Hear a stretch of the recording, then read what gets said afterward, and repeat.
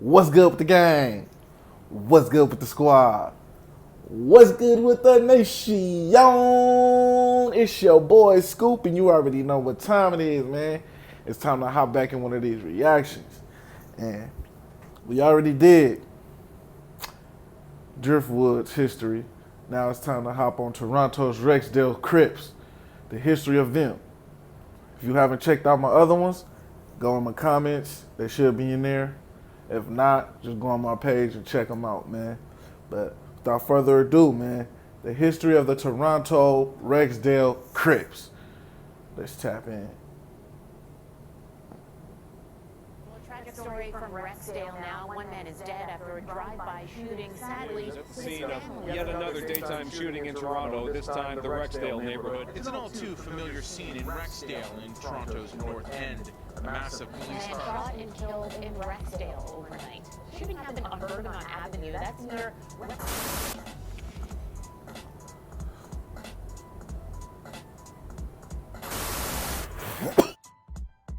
Rexdale's a notoriously known neighborhood, located in the northwest corner of Toronto.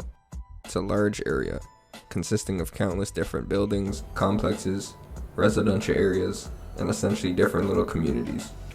Unfortunately, dating back decades, this area of the city's been known for gun violence, drug trafficking, and it's been home to a ton of different gangs, all seeming to have one thing in common, being Crips.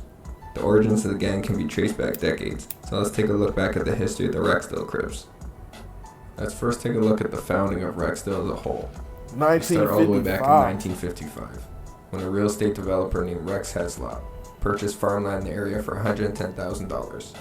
He then constructed houses and created a small neighborhood. The properties were listed at between $10,000 to $12,000. They sold well, and soon enough, 330 families were living in this new development, and Rexdale was born. As the community grew, Rex himself then built a large center that he would call Rexdale Plaza, which is now known as Rexdale Mall. Over the next decade, Rexdale continued to grow, and different housing started to be constructed all over the area. Rexdale's first residents were English and Scottish, but things would soon change in the 1960s, when major amendments were made to the Canada's immigration legislation, essentially making it easier for people to enter the country. Over the next few decades, an influx of Caribbean and West Indian immigrants, followed by Somalian and Ethiopian, began to slowly migrate into Toronto.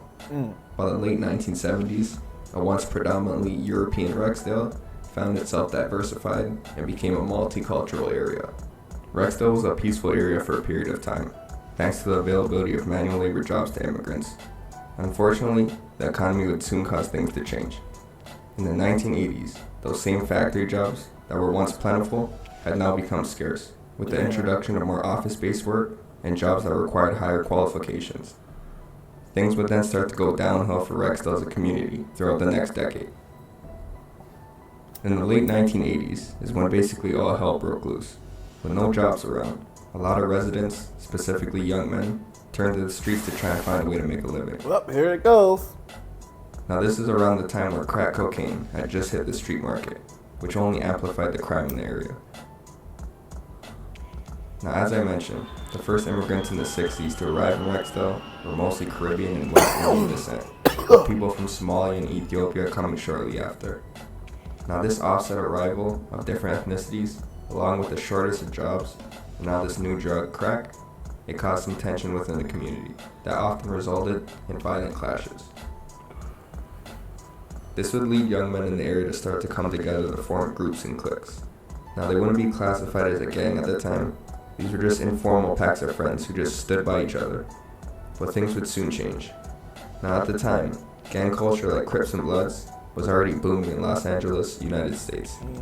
It then spread throughout the US, reaching east out to New York, and it eventually made its way into Toronto.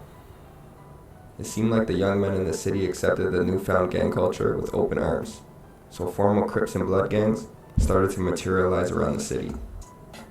In Rexdale's case, all the gangs that began to spread out within the city all shared one common trait, being Crips. But the founding of the different gangs in Rexdale didn't all happen at the same time. It first began with a group of young men in Jamestown, who were previously named the Jamestown Crew.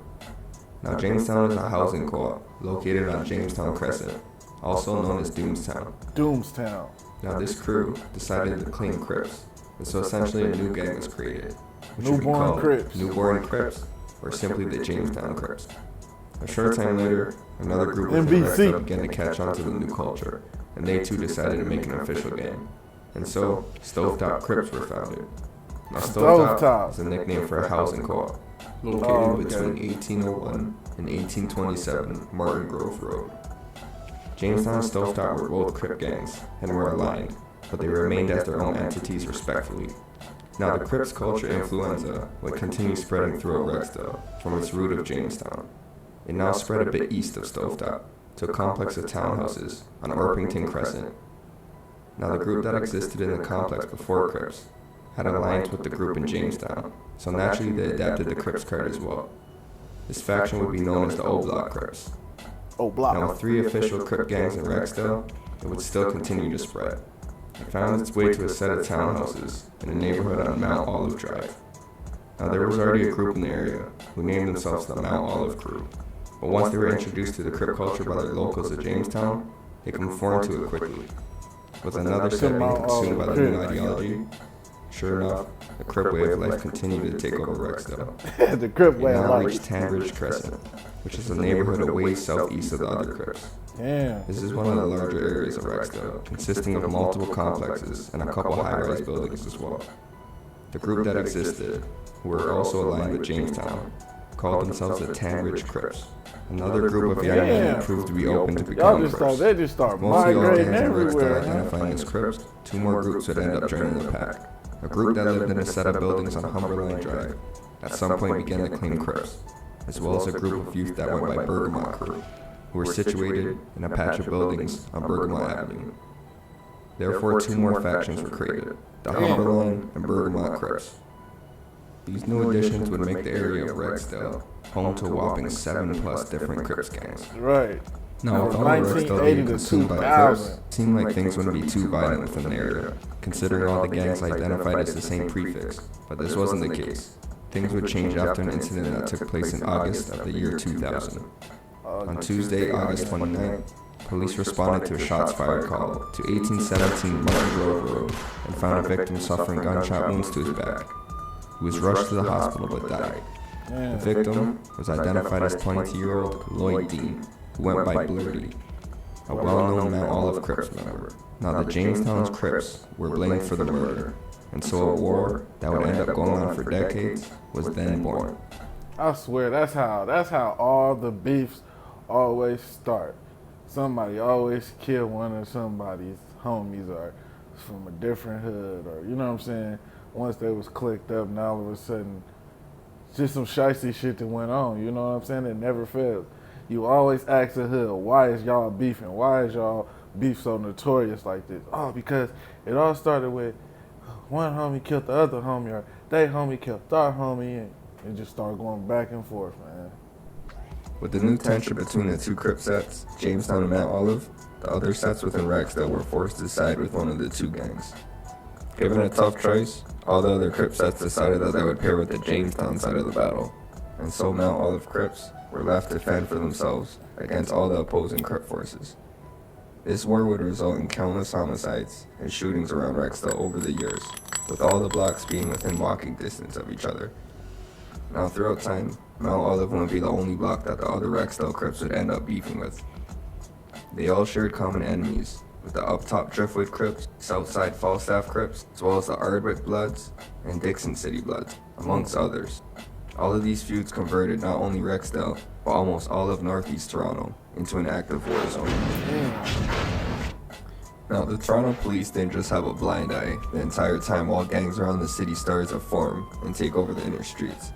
Over the years, they found themselves nabbing individuals here and there for what would be considered petty charges, before eventually realizing they needed to look at the bigger picture and put together a bigger project.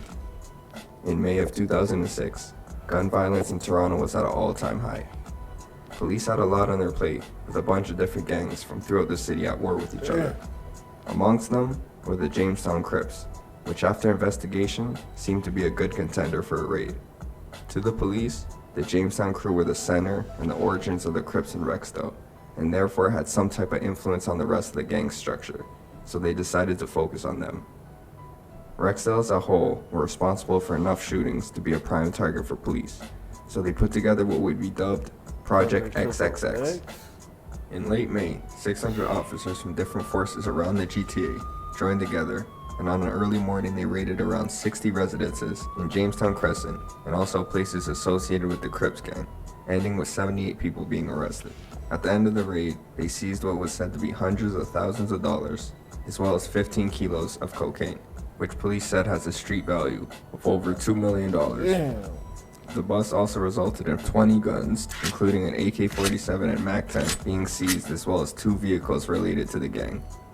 Bill Blair, who was the police chief through many violent years in Toronto and piloted various raids, boasted about dismantling the gang, saying that quote-unquote, the leadership of the Jamestown crew had been surgically removed from the community. A year later, he would end up raiding one of the Jamestown Crips enemies, the Driftwood Crips. Now years continued to pass in the city, and not much seemed to change within the anatomy of the Rexdale Crips. All of the sets continued to get along with each other, except for the Mount Olive Crips. With this ongoing feud, along with the beef they have with a handful of other gangs, the shootings and violence within Rexdale sadly became a norm. Approaching the early 2010s, YouTube and other social media platforms were really starting to pick up, and frankly, they only provoked and instigated beefs. Now you had rappers from all over Toronto making music videos and rap songs and posting them on YouTube. And with things like Facebook enhancing word of mouth, these songs and videos would spread like wildfire, especially when the music was actually good. This was again a new way for gang members to diss, taunt, and mock each other, and ultimately just continue the cycle of gang violence in the city. There was now a new generation of young men, so fresh gangs would begin to form, such as IDS, sprouted from the Jamestown Crips. Another gang was also created, called Monsters, which was a faction of Mount Olive Crips, which allegedly was named after the monsters in Space Jam. Both these new additions would continue the trend of violence in Rexdale, and this activity once again caught the attention of police, until they began investigating the new wave of gangs. This time, their main target was the Monsters gang, attempting to step in between the war of Mount Olive Crips and the rest of Rexdale. This would be a large, multi-year investigation, dubbed Project Pharaoh, which would eventually be executed in June of 2015. On June 4th, police executed over 50 search warrants targeting the complex on Mount Olive Drive, as well as residents that were associated with the gang. 32 alleged gang members were arrested, and police seized 14 guns, as well as 33 kilos of cocaine, estimated to be worth around $3.8 million, and just under $200,000 in cash. The police had once again put together a successful operation in hopes of tearing apart a ruthless gang, but the raids on sets around Rexdale over the years had seemed to just be putting a small dent in the foundation of the gang as a whole. Crime would continue at a steady rate over the years. Rexdale has been a violent area for decades now, with sadly no end in sight. The same gangs that existed back then still exist presently, with even more additions. The same feuds that were relevant back then can still be traced to this day, which results in a never-ending loop of gang violence. New rappers from Rexdale continue to emerge and shine a bigger spotlight on the area. Now for police, it seems like it's hard to keep up with gangs all throughout the city, let alone Rexdale and its abundance of Crips gangs. Unfortunately, it looks like the gang culture throughout Rexdale will be something prevalent for now, until some major changes are made. Until then, I guess it's up to the gangs themselves to dictate how safe they want their own neighborhood to be. Man. Shout out to the gang, shout out to the squad for watching that, man. Much love to y'all, man. Real shit. My opinion is just like I just watched all, you know what I'm saying, majority of them videos, and it all boiled down to where we are now. And that's these artists and these gang members pretty much just becoming full-fledged musicians. You know what I'm saying? Getting paid for their work. You know what I mean? And they got people that don't work, you know what I'm saying, that don't do music. So them the ones that's actually out here doing what they need to do in the streets. So you caught up in it all the way around. You was born in it. Try to get out. Now you sworn in the shit because you didn't did everything you needed to do under the sun to survive and protect yourself and be a solid individual in this world. So now that either leads to you being targeted or you just getting out and being fucking ghost mode, you know what I'm saying? Just disappear from the radar. Real talk, real feel. Shout out to y'all, man. Much love. I appreciate y'all for tapping in. Y'all got any more info I need to tap into, just drop them links below or hit me on Instagram, Scoop Squad TV, Scoop_Squad_TV if you can't find me. But much love to y'all, man. This is real deal Holyfield. It all boiled down to just what it is now, man. Artists getting killed, you know what I'm saying? And just being more organized with this shit, you know? Because it's hard to find people now, even though it's more technology, you know what I'm saying? But if you really go off the radar, you go off the radar, it's over with. Shout out to the gang, man. Shout out to the squad, man. Much love. I just be talking, man. So, my opinions, though. My opinions, man. We out.